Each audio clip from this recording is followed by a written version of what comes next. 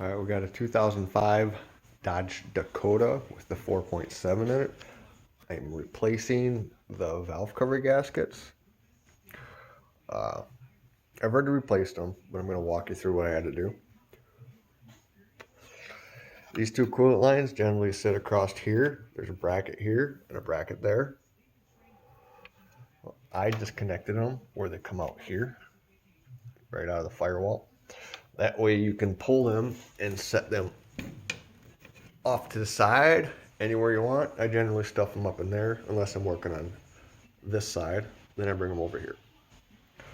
Now, I see a lot of people want to take the AC unit out. Look, mine's still there. You do have to take off the filler tube. This is more of the passenger side. Okay, so the driver's side, you have your gas connector, your fuel line, I should say. Fuel line, some of your vacuum tubes, they sit with this little bugger there up top here. Pull them off of there, drop them down, take all your extra lines there and just tie it up in that area. Now,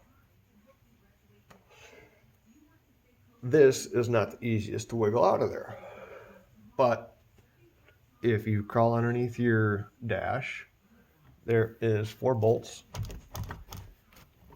holding your booster in place. Loosen them up, let them flop. You also have to disconnect the brake pedal so that you can move that in and out. Otherwise the brake pedal will keep you from doing anything. As always, disconnect the battery.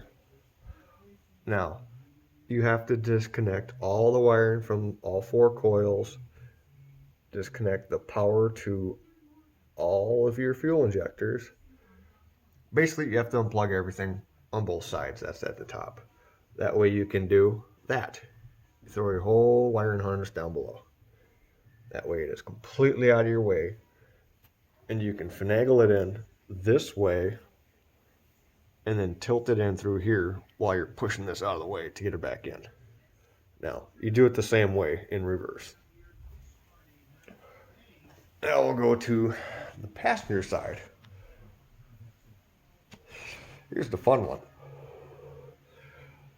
I have the wiring harness completely removed from everything. Now, I still have my lines here.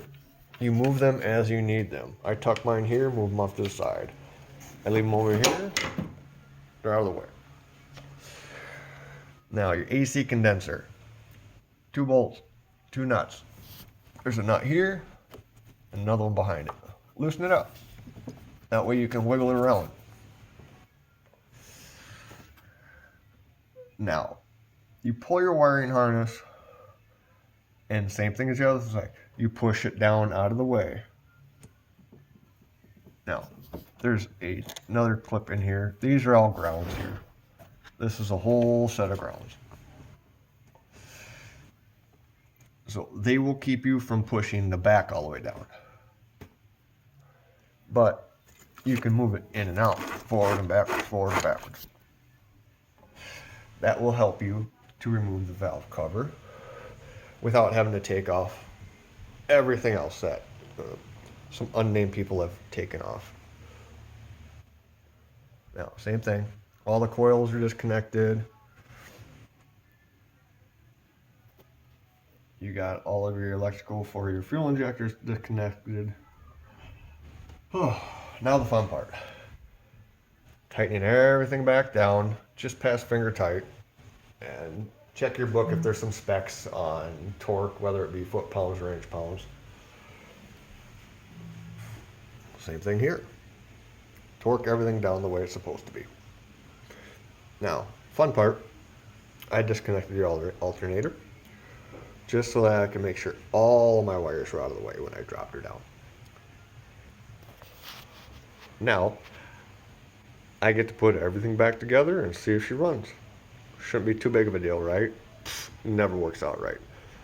Hope you enjoyed the video.